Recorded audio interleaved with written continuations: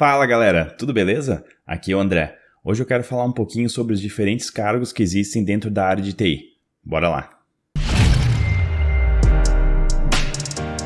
Então pessoal, se você tem curiosidade e está querendo entrar na área de TI, mas não sabe muito bem que cargo escolher, o que fazer, esse vídeo aqui talvez possa ajudar um pouquinho você. Bom, então os cargos que eu quero falar hoje são o desenvolvedor de software em si, que acho que, querendo ou não, é o principal cargo no meio de tudo isso, porque sem o desenvolvedor de software, não existe software, certo? Que é o cargo, que é o meu cargo, né? Aquilo que eu faço.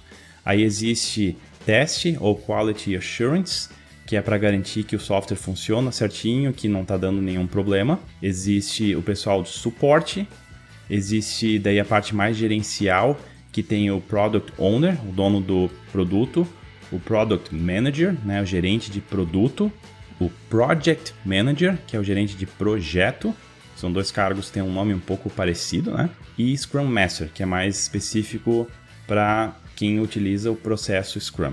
Aí, além disso, dependendo do tipo de software que está sendo desenvolvido, existe também o implantador e dentro dos processos ágeis, geralmente existe o stakeholder. Então vamos lá, deixa eu falar um pouquinho sobre cada um deles. Então, desenvolvedor de software, para quem já acompanha o canal, sabe que é o cargo que eu sigo, né? É a pessoa que realmente vai sentar na frente do computador e vai codificar, né? Vai escrever código para cumprir os requisitos de um sistema, de um aplicativo, de uma biblioteca, ou seja lá o que está sendo desenvolvido. Apesar de existir a área de teste e tudo mais, isso não isenta o próprio desenvolvedor de testar aquilo que ele está fazendo também.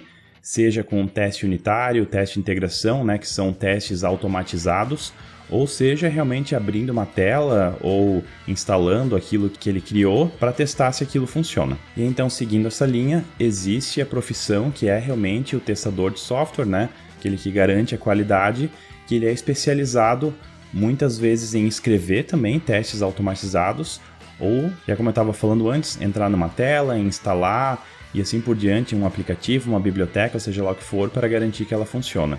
Existem muitos times que não têm necessariamente esse papel, principalmente quando é um software mais técnico, justamente como uma biblioteca ou às vezes algo que é só back-end, né, que é só parte de servidor.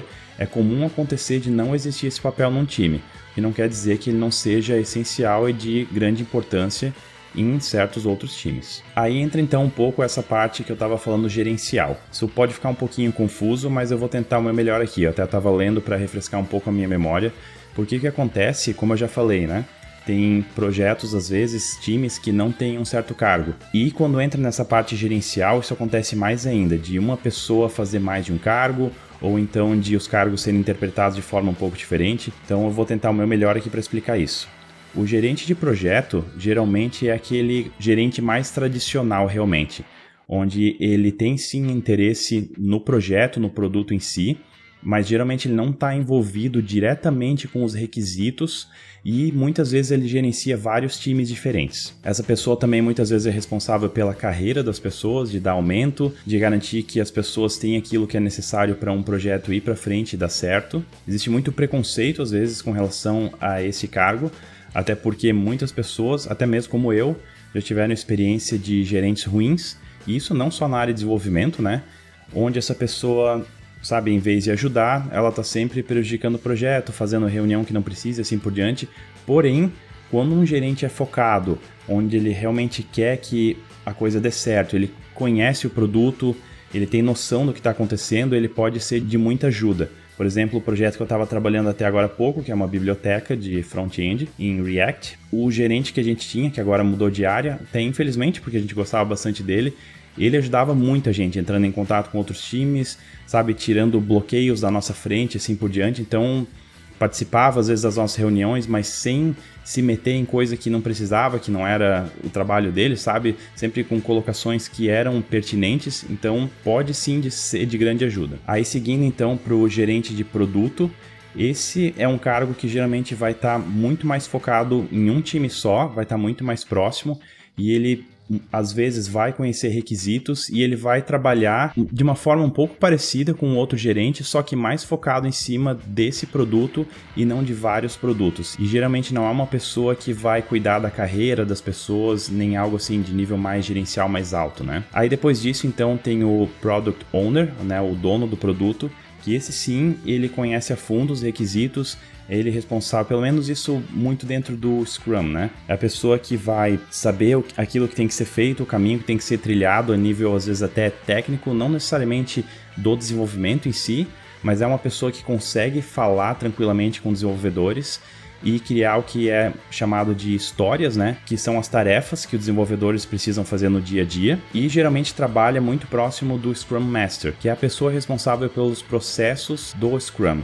Então tem todas as cerimônias, às vezes também é o Scrum Master que cria a história, não o Product Owner. Então o Product Owner vai trazer o que precisa ser feito e o Scrum Master é aquele que vai colocar isso dentro de um sistema, alguma coisa, dentro de um Kanban ou algo do tipo, para que daí as pessoas, os desenvolvedores, possam pegar essas histórias ou tarefas para desenvolver elas. E aí que entra um pouco aquilo que eu falei antes, que às vezes esses cargos um pouco se misturam. Por exemplo, o time onde eu estou hoje, a gente só tem uma pessoa com esse cargo gerencial mais próximo do time, então a gente chama ele de PO, né, que é Product Owner, e ele também trabalha como Scrum Master, ele faz essas duas coisas ao mesmo tempo, então ele é o cara que entende das regras de negócio e que está trazendo trabalho pra gente, e ele também é quem cuida dos processos do Scrum em si, e pra gente está funcionando bem. Eu acredito que no nosso time não teria necessidade de ter duas pessoas fazendo isso, que uma pessoa só é suficiente.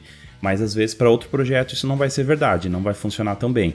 E aí a gente tinha também até então o gerente de projeto, que no momento ele foi para outra área, mas então está pendente a área dele, a gente precisa de outro gerente de projeto para a gente, né? Até então a gente está conseguindo se virar bem, porque daí a diretora acima dessa pessoa está meio que acompanhando a gente, cuidando da gente, e até porque o nosso time também já está bem encaminhado, que é outro aspecto também. Times que estão bem encaminhados precisam geralmente bem menos da parte gerencial do que times que estão começando, porque a gente já tem todos os processos no seu lugar, a gente já sabe o que a gente está fazendo, a gente sabe para onde a gente está indo, requisitos continuam surgindo dentro daquilo que já é esperado, então a gente precisa menos dessa parte, mas seria bom ter de volta essa figura, porque ajuda em certos aspectos que às vezes a gente precisa recorrer a outras pessoas que não estão diretamente envolvidas com o projeto e que também não é o nosso cargo. Então às vezes a gente está precisando fazer coisa que está fora do nosso cargo. E tá ok fazer isso, não tem problema. Mas seria bom ter essa pessoa ajudando. E existe mais um cargo ainda, que é o cargo de suporte, onde quando você tem um produto que ele está diretamente ligado a um consumidor final externo, a um cliente externo, por exemplo, eu estou implementando uma biblioteca que é consumida internamente, então eu não tenho um consumidor externo. Mas se você está fazendo lá um sistema de ERP ou alguma coisa desse tipo, que tem uma pessoa lá numa loja, numa empresa usando esse sistema, vai acontecer às vezes que a pessoa precisa fazer alguma coisa e ela não sabe como, ou então o cliente realmente encontra um bug, ou então deu uma queda de luz e aí de repente corrompeu o sistema. Tem essa pessoa com o cargo de suporte que fica ali no telefone, no chat, alguma coisa, que atende as pessoas para conseguir ajudar elas e, se necessário, ela vai levar o problema para o time de desenvolvimento, incluindo ali o gerente de produto, de projeto e os desenvolvedores e até o pessoal da qualidade, para tentar resolver o problema, se for realmente técnico, né? Se for realmente um problema no sistema, e se for um problema que está acontecendo só especificamente lá naquele cliente, muitas vezes essa pessoa vai lá e vai resolver o problema, às vezes até acessando o banco de dados, acessando a máquina do cliente para tentar conseguir resolver aquele problema sem precisar acionar mais pessoas. E aí outro cargo também relacionado justamente ao software que é colocado dentro lá da empresa, da loja, ou seja, o que for do cliente, é o cargo de implantação. Essa pessoa geralmente ela vai lá dentro da empresa do cliente e daí antigamente até levava um disquete, um CD, alguma coisa assim para instalar o sistema. Hoje em dia geralmente é buscado direto da nuvem e aí ela vai, muitas vezes até faz uma análise de antemão, né? Aqui tem esse servidor dentro do cliente, ou então o cliente quer que coloque na nuvem, ou seja lá como for, e aí então traça um plano e aí vai lá, instala tudo, garante que está tudo funcionando, às vezes até participa de treinamentos, né, onde essa pessoa vai treinar o cliente para conseguir usar o sistema, ou às vezes existe um cargo específico de treinadores que vão treinar o cliente para conseguir usar o sistema. Como eu falei, varia de empresa para empresa, varia de tamanho de empresa, varia de necessidade do sistema que está sendo desenvolvido, implantado, testado e assim por diante. Aqui é tudo de uma certa forma flexível. Se aquilo está funcionando para você e para o seu time, tá tudo bem. Mas aí voltando então ao implantador, essa pessoa vai garantir que tá tudo funcionando lá dentro do cliente e aí então vai falar, ok, agora tá tudo certinho, pode começar a usar o sistema. E aí então, se acontecer alguma coisa, daqui para frente entre em contato com o suporte. Bom, aí como eu falei no início, existe também o papel do stakeholder. E esse papel, muitas vezes, ele é exercido por um dos outros cargos. O stakeholder vai ser uma pessoa que tem interesse no sucesso do projeto. Então, ele pode ser um gerente de projeto, ele pode ser o próprio gerente de produto, ele pode ser o cliente. Muitas vezes, o cliente é considerado um stakeholder também, que é a pessoa que tem a necessidade daquilo e que quer que aquilo dê certo, que funcione, que vai ter uma função para ela. Mas, então, o gerente de projeto ou gerente de produto não são essa pessoa, né? Mas eles têm um interesse que aquilo dê certo, porque é a função deles fazer aquilo que dê certo num nível mais gerencial. Então, e eles têm ali os requisitos que são necessários muitas vezes, não igual o dono do produto, né? O product owner, mas a mais alto nível.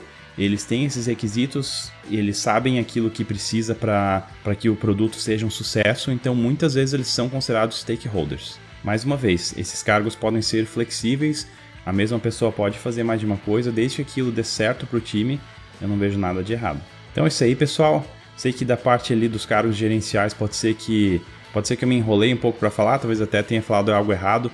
Se você exerce um desses cargos e eu falei algo que não faz sentido, deixa um comentário aí. Não tem problema me corrigir, eu estou aí para aprender também. Eu sempre fui desenvolvedor e os projetos que eu participei tinham esses cargos de uma forma um pouco misturada, um pouco confusa. Então, às vezes, eles não são realmente 100% claros para mim, justamente pela minha experiência. Mas se você viu que eu falei algo errado, pode me corrigir aí sem problema, que de repente até um dia, num outro vídeo, eu tento falar um pouquinho melhor desses cargos de forma mais aprofundada. Então era isso para hoje, eu espero que tenham curtido. De repente aí, se você está querendo entrar nesse mundo e não sabe por onde, eu espero que esse vídeo tenha ajudado um pouquinho.